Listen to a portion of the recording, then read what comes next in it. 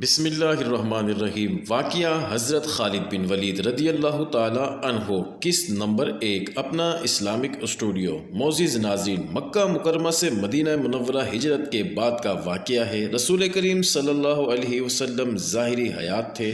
مکہ اور مدینہ کے درمیان پھیلے ہوئے چلتے جھلستے ہوئے ریگزار میں ایک مسافر گھوڑے پر سوار مدینے کی طرف جا رہا تھا۔ وہ اکیلا تھا، صرف گھوڑا ہی اس کا ہمسفر تھا جس پر وہ سوار تھا۔ اس زمانے میں کوئی مسافر اکیلے سفر نہیں کیا کرتا تھا، لوگ قافلوں کی صورت میں سفر کرتے تھے۔ کچھ اس لیے کہ راہزنوں اور قزاقوں کا خطرہ ہر قدم پر موجود رہتا تھا، اور زیادہ تر اس لیے کہ قافلوں کے ساتھ کٹھن مسافت بھی سہل لگتی تھی، ہر سہولت مل جاتی تھی۔ بیماری کی صورت میں ہم سفر ہر طرح کی دیکھ بھال کرتے تھے۔ پھر وہ مسافر اکیلا کیوں جا رہا تھا، کہاں جا رہا تھا، اس کے سوا کسی کو معلوم نہ تھا۔ یہ قافلے سے بچھڑا ہوا یا بھٹکا ہوا راہی لگتا تھا، لیکن اس کے چہرے پر اور اس کے انداز میں ان تاثرات کا نام و نشان نہ تھا جو گم کردہ راہ مسافر کے ہوا کرتے تھے۔ سفر کی صعوبت کے آثار تو چہرے پر نمایاں تھے، لیکن وہ مطمئن اور مسرور تھا۔ کبھی کوئی من پسند گیت گنانے لگتا اور کبھی گھوڑے سے یوں باتیں کرنے لگتا جیسے گھوڑا اس کی بات سمجھ رہا ہو۔ اس نے گھوڑے کو تھکنے نہیں دیا۔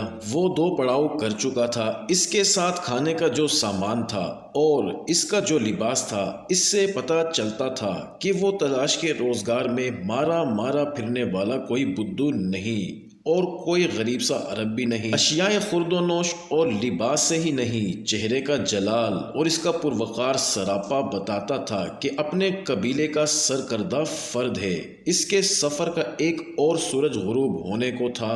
وہ اس وقت ریت اور مٹی والے اونچے نیچے ٹیلوں کی بھول بھلیوں میں سے گزر رہا تھا۔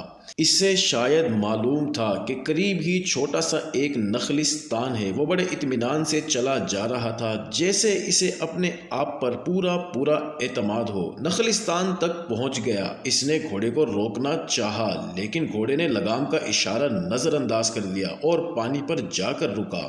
گھوڑا دن بھر کا پیاسا تھا، بے تابی سے پانی پینے لگا۔ سوار گھوڑے سے اترا اور وہ تھیلے کو کھولا جس میں کھانے پینے کا سامان تھا۔ صبح ابھی گہری دھندلی تھی جب وہ پھر گھوڑے پر سوار ہو چکا تھا۔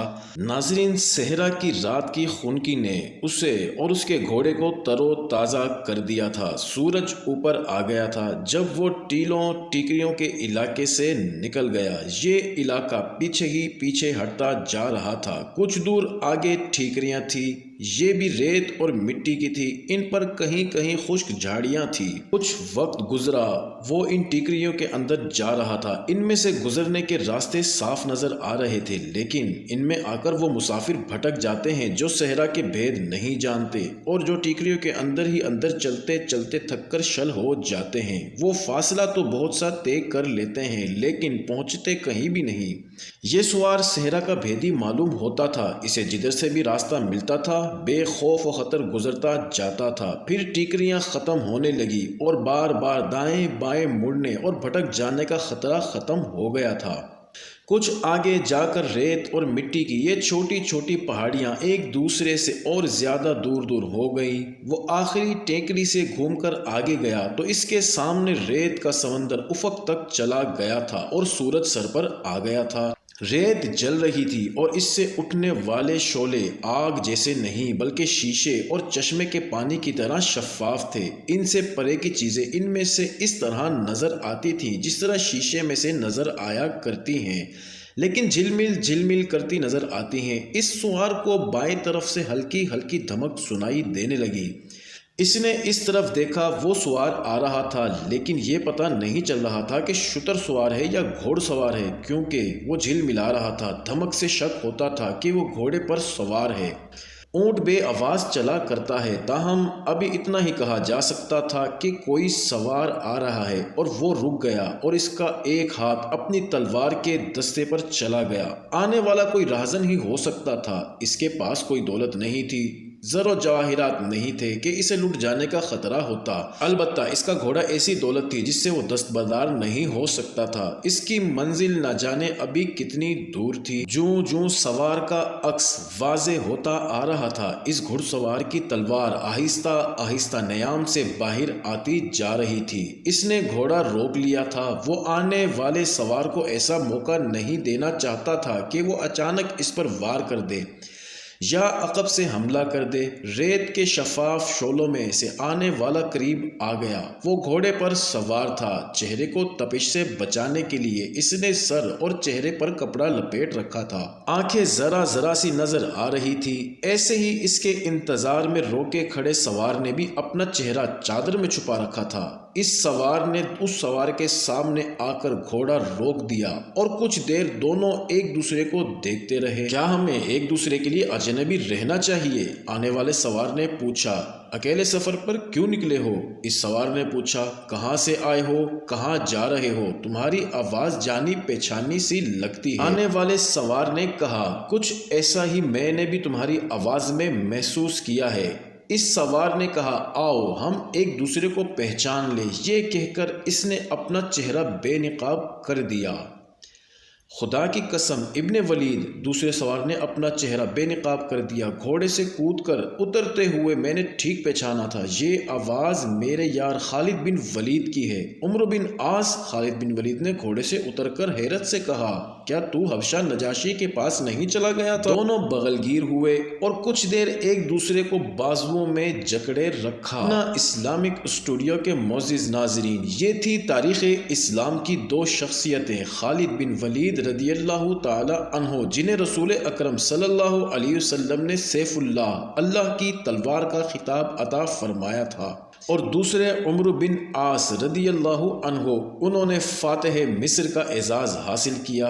دونوں نے کیسے روم کو فیصلہ کن شکست دے کر ان کی جنگی طاقت کو ریزہ ریزہ کر دیا تھا۔ روم کی جنگی طاقت و دہشت کا دوسرا نام تھا۔ کوئی سوچ بھی نہیں سکتا تھا کہ اس ہیبت ناک طاقت کو کوئی شکست دے سکتا ہے۔ ہرقل جو طاقت کا دیوتا کہلاتا تھا، اسلام کے ان تاریخ ساز سالاروں کے آگے آگے بھاگا پھر رہا تھا۔ جنگ یرموک آخری معرکہ تھا جس میں ہرقل کو فیصلہ کن شکست ہوئی تھی۔ اب اسے کہیں پناہ نہیں مل رہی تھی۔ پناہ ملی تو مصر میں ملی، لیکن عمرو بن عاص وہاں بھی جا پہنچے۔ ان دونوں عظیم سالاروں کی یہ فتوحات ایمان کی قوت، جذبہ جہاد اور اس وجاہت کی الگ الگ داستانیں ہیں۔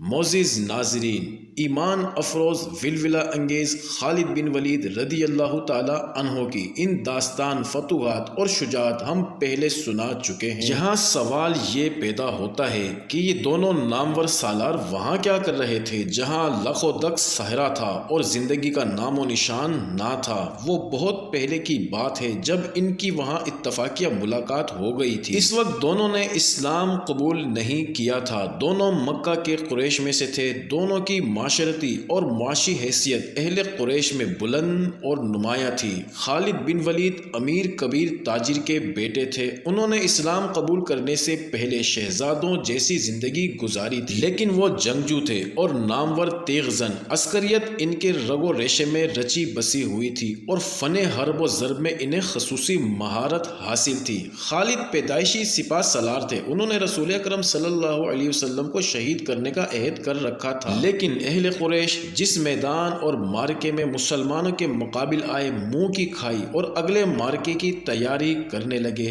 خالد نے اپنے قبیلے کی شکست خوردگی اور مسلمانوں کی اہلیت اور ان کا نظم و نسق دیکھا تو اپنے قبیلے سے دل اچاٹ ہو گیا۔ خالد بن ولید کھوئے کھوئے سے رہنے لگے۔ عسکریت کے علاوہ انہوں نے مسلمانوں کے کردار میں کوئی ایسی نمایاں جھلک دیکھی جو انہیں اپنے قبیلے میں نظر نہیں آتی تھی۔ اپنا اسلامک اسٹوڈیو کے معزز ناظرین، صلح حدیبیہ کے موقع پر تو خالد بن ولید رسول اللہ صلی اللہ علیہ وسلم کو معاذ اللہ قتل کرنے کے لیے چل پڑے تھے۔ حضور اکرم صلی اللہ علیہ وسلم اس سے مکمل باخبر تھے۔ آپ نے قریش کے ساتھ انہی کی شرائط پر معاہدہ کر لیا جو خالد بن ولید کے لیے غیر متوقع تھا۔ خالد بن ولید تو پہلے ہی رسول کریم صلی اللہ علیہ وسلم کے کردار سے متاثر تھے۔ صلح حدیبیہ سے ایسے متاثر ہوئے کہ ایک روز کسی کو کو بتائے بغیر مکہ سے نکلے اور مدینے کا رخ کر لیا۔ ان کے آگے 350 کلومیٹر انتہائی دشوار مسافت تھی اور رسول اکرم صلی اللہ علیہ وسلم کے دستے مبارک پر بیعت کر کے اسلام قبول کرنے جا رہے تھے۔ راستے میں انہیں عمرو بن عاص مل گئے اور خالد انہیں وہاں